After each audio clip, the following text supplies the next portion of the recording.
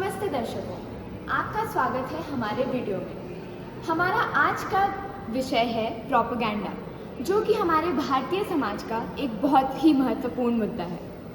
Propaganda का मतलब होता है जानकारी, जिसमें किसी विशेष राजनीतिक मकसद या दृष्टिकोण को बढ़ावा दिया जाता है, जिससे लोगों के विचार या कार्यवाही पर प्रभाव पड़े।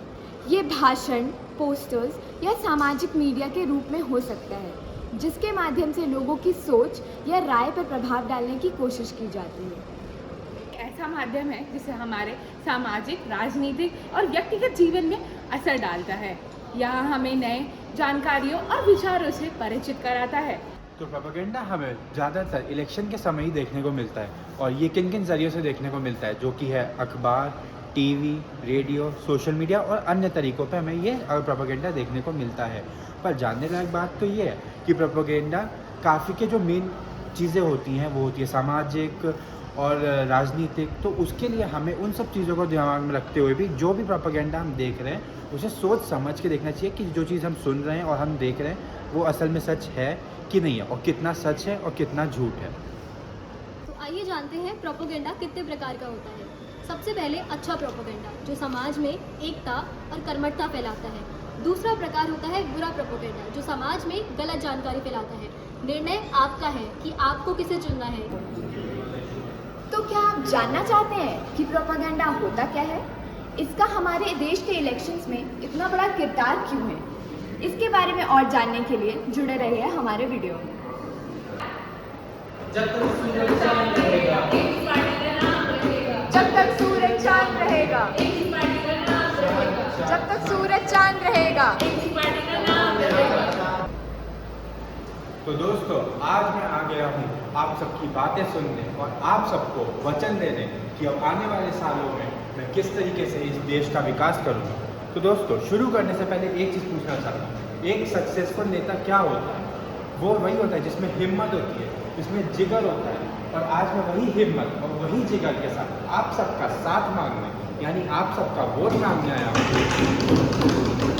और मुझे बताने की ज़रूरत नहीं है कि मैंने पिछले बीते हुए सालों में क्या किया है।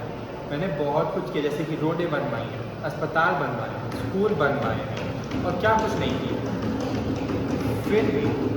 फिर भी मैं वचन देता हूँ कि आगे आने वाले सालों में अच्छी शिक्षा होगी, अच्छे अस्पताल होंगे, रोजगार होगा और आप सभी का साथ होगा, तो इस देश का विकास होगा।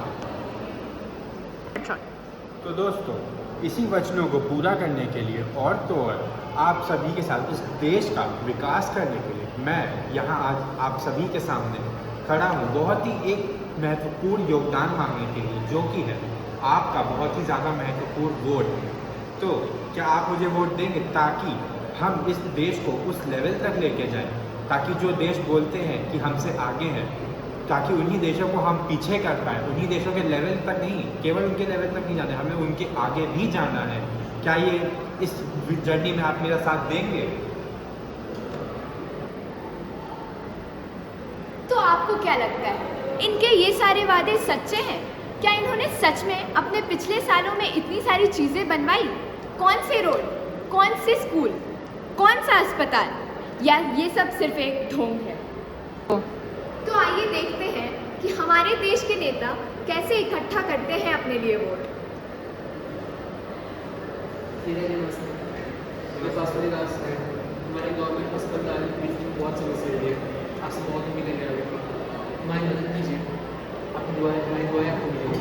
अरे भाई देखो, अभी वोटिंग का समय चल रहा है ना, तो एक बारी वोटिंग हो जाए, मेरे को वोट दो, मैं जीत गया तो ज़रूर वो उस लेवल का अस्पताल ना बनाऊँगा जिस लेवल तक किसी ने सोचा भी नहीं। ये मेरा वादा है, मुझे वोट दो, फिर देखो अपने गांव का अस्पताल किस लेवल तक है। आप भगवान की तरह से बहुत बड़ी।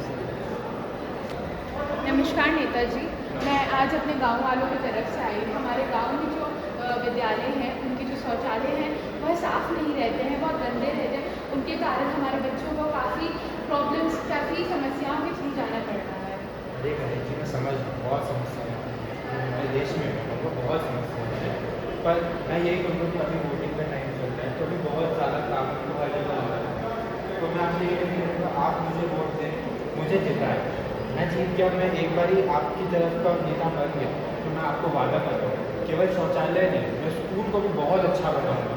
आपके बच्चों के लिए बहुत अच्छे से अच्छे अध्यापक आएंगे, बहुत अच्छी शिक्षा मिलेगी और आपके बच्चे जो कि इस देश का भविष्य है वो बहुत अच्छे से पढ़ेंगे और बहुत अच्छे से काम करेंगे। धन्यवाद नीता जी।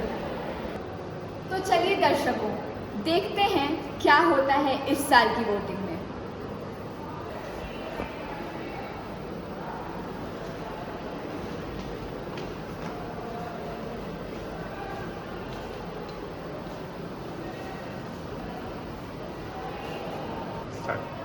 तो चलिए देखते हैं क्या होता है बिना सोचे समझे अपने नेता को चुनने से।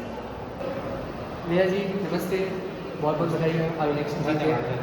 अब जो आप इलेक्शन जीत गए हैं तो अभी आपकी बारी आ गई, अब समय आ गया कि आप हमारे आप ठीक है नेता जी? हाँ जी। तो अब समय आ गया कि आप हमारे गांव की तरक्की में आपका साथ दें। हमारे गांव में बिजली की समस्या है, पानी की समस्या है, शिक्षा की समस्या है, तो आप कुछ कीजिए प्लीज़। कौन सा था भाई? मैंने कौन सा कोई वादा मैंने नहीं किया था। अरे हम मिले थे ना 2-3 दिन इलेक्शन के पहले, आपने कहा था क्या कब मिले भाई? अरे मिला था ना मैं आपसे। मैं अरे इसको अंदर किसने आने दिया भाई? अंदर किसने आने दिया? किसने आने आप दिया? ऐसे क्यों बोल रहे हैं? भाई अभी बहुत काम है, प्लीज मजाक का समय नहीं है। नेहा जी, बाद- आप बाद- बाद- नेहा जी, आप बाद- मजाक कर रहे हैं। बाद- आप गलत मजाक कर रहे हैं। बाद- आप गलत मजाक कर रहे हैं। नमस्कार नीता जी, आपको ये इलेक्शन जीतने की बहुत बहुत बधाई। धन्यवाद। आपको याद है हम 2 माह पहले आपके पास आए थे और हमने आपसे बोला था कि हमारे गांव के विद्यालयों में शौचालय की समस्या है। कौन से गाँव में कौन से विद्यालय में? याद करिए नीता जी, 2 माह पहले नहीं बहन जी, बोला था नहीं बहन जी, हमें कि नहीं हमारे गांव के विद्यालयों में बच्चों के लिए गंदे बहन जी, शौचालय। आपको अंदर किसने आने दिया?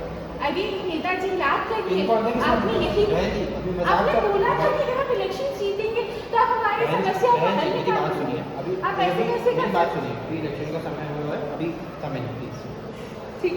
जब तक सूरज चांद रहेगा, किसी का नाम रहेगा। जब तक सूरज चांद रहेगा, किसी का नाम रहेगा। शांत शांत शांत।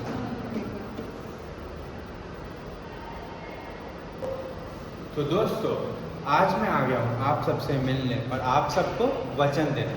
मुझे समझाने की ज़रूरत नहीं है कि पिछले बीते हुए सालों में मैंने इस देश के लिए क्या कुछ नहीं किया है।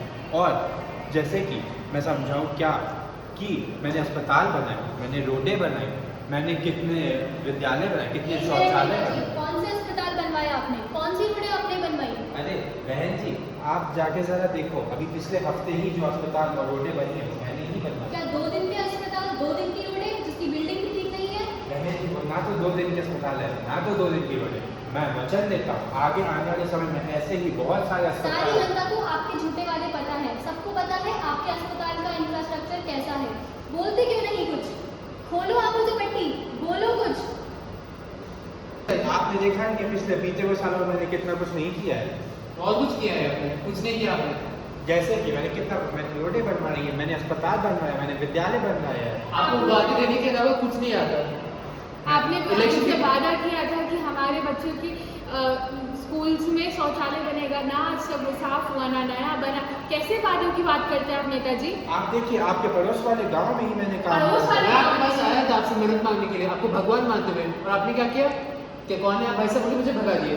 अगर आप अपने लोगों की बात नहीं सुनेंगे मैं- तो कौन सा है? मैं सबको आप अपने भाई अपनी माँ के साथ ऐसे बात करते हैं, अपनी बहन के साथ ऐसे बात करते हैं। भाई, मेरी बात सुनो। मैं हर बारी एक साथ सबका सॉल्यूशन नहीं निकाल सकता। तो आप बात तो ये देना। तो आप राजनीति में आए ही क्यों? झूठे वादे क्यों करे? मैंने कोई झूठे वादे नहीं किए, मैंने जितने वादे किए सारे सच्चे थे और एकदम दिल से किए। जो भी वादे किए सब जो इस भी देश के आपने एक विकास के वादा लिए। अस्पताल हाँ, एक वादा और वही दिन वाली सड़कें बात है कि बनवाई। पेट में चली गई। वो सब आपने पिछले कुछ महीनों में करवाए। 5 साल तक क्या आप हमारे पैसों पे राज कर रहे थे? क्या किया आपने उन पैसों का? अब जब जनता जवाब चाहती है। बोलिए नेताजी, बोलिए। हमारे पैसे तरफ की चिट्ठियां खोलो। दोस्तों, मिलता हूँ इलेक्शन नहीं के बाद। मिलता हूँ। अब होना चाहिए, हमें अपने सवालों का जवाब अभी चाहिए। तो ये होता है जब हमारे देश के जागरूक नागरिक प्रश्न उठाते हैं, सबकी आंखों पर से पट्टी हटती है। और ज़रूरी नहीं है कि हर बार कोई तीसरा इंसान आकर आपके आंखों से पट्टी हटाएगा। खुद जागरूक नागरिक बनिए, अपने नेता से प्रश्न कीजिए और अपने लिए सही नेता चुनिए। तो नमस्कार दोस्तों, मुझे पता है पिछला साल हमारी पार्टी के लिए बिल्कुल भी अच्छा नहीं रहा, क्योंकि हमारी पार्टी ना तो जीती, ना आप सभी के साथ देश का विकास कर पाई, ना आप सभी का कुछ भी कार्य कर पाए। पर इस साल मैं चाहता हूँ कि हम एक नए सिरे से शुरुआत करें, नए सिरे से इस देश का प्रकाश करें, नए सिरे से हम सब मिलजुल के एक देशवासी बन के, एक भारतीय बन के, क्यों ना हम सभी वोट, आप सभी मुझे वोट दें और हम सभी मिल के इस देश का विकास करें, इस देश को उस लेवल पे लेके जाएं। तो क्या आप सभी मेरे साथ इस जर्नी में मेरा साथ देंगे? क्या मुझे वोट देंगे? जो कि आप सभी का सबसे ज़्यादा महत्वपूर्ण योगदान हो सकता है हमारी पार्टी के लिए, हमारे लिए और अंत में आप सभी के लिए। तो अभी इस समय मैं आप सबसे बस यही विनती करता हूँ कि हमें वोट दें, हमारी पार्टी को वापस से बुलाएं, और ताकि इस देश का बहुत अच्छे से अग्रसर हो। किस उस पे वोट मांग रहे हैं आप? क्या काम किए हैं आपने जो आपको वोट मिलेंगे? हर बार का है, वो उठा के आ जाते हैं। आपको पता है हमने आप कोई काम नहीं करते। आपसे अच्छे तो हमारे पुराने वाले नेता थे जिन्होंने हमारे कार्य किए। बहन जी, आपको पता है, आपने देखा पिछले 5 सालों में आपकी पार्टी ने कितना काम किया आपके लिए। नेताजी आपसे एक ज़्यादा सेकंड, ये हमारी बात नेताजी, सुनिए। आप आपसे ज़्यादा हमारी प्रश्नों के बारे में सुनिए, काम करें। ये तो हर बार आ जाते हैं वोट मांगने के लिए, काम कुछ करते नहीं है। मैं बताता हूँ, हमने अपनी गलतियों से सीखा है। हम इस बार आपसे विनती करते हैं कि आप आज भी हमें वो वोट स्कूल दें। टूटे ही पड़े हैं, नहीं कर रहा तो है बहन जी, काम। हमारी सरकार- क्यों आपको चाहिए कि बहन जी, हमारे हॉस्पिटल के बच्चे मर रहे हैं, आपकी लापरवाही की वजह से। हमारी सरकार नहीं थी लास्ट समय, इस वजह से हम आपकी कोई सरकार नहीं थी तो क्या जीते थे आप पिछले बार? आपके पास कोई जवाब है हमारे सवालों का, या आप बस हर बार की तरह वोट मांगने आ जाएंगे? आपको तो बस वोट बैंक बनाने से ही मतलब है। उल्टा आपको शायद पता नहीं जातिवाद के बारे में भी क्या और हमारे प्रश्न का आपके पास कोई जवाब नहीं है, ऐसा क्यों? आपको हिम्मत भी कहाँ से है दोबारा वोट राजनीति में? मांगने की? ऐसे नेता को तो सूली चढ़ा देना चाहिए। हाय हाय एबीसी, हाय हाय एबीसी, हाय हाय एबीसी, हाय हाय। तो ये था हमारा तरीका आपको प्रोपेगेंडा का मतलब समझाने का। उम्मीद है आपको हमारा प्रदर्शन पसंद आया होगा। इसीलिए हमें प्रोपेगेंडा के बारे में सोचना और समझना ज़रूरी है। हम जो भी जानकारी हासिल करते हैं उसका सही से विश्लेषण करना ज़रूरी है। जो भी हम समझते हैं, जो भी हम पढ़ते हैं, जो भी हम देखते हैं और जो भी बातें हम करते हैं अपने समाज में, उसमें क्या सही है, क्या गलत है, क्या सत्य है और क्या झूठे, ये समझना हमारा अधिकार भी है और जिम्मेदारी भी। इसी तरह हम एक सच्ची समाज की कल्पना कर सकते हैं।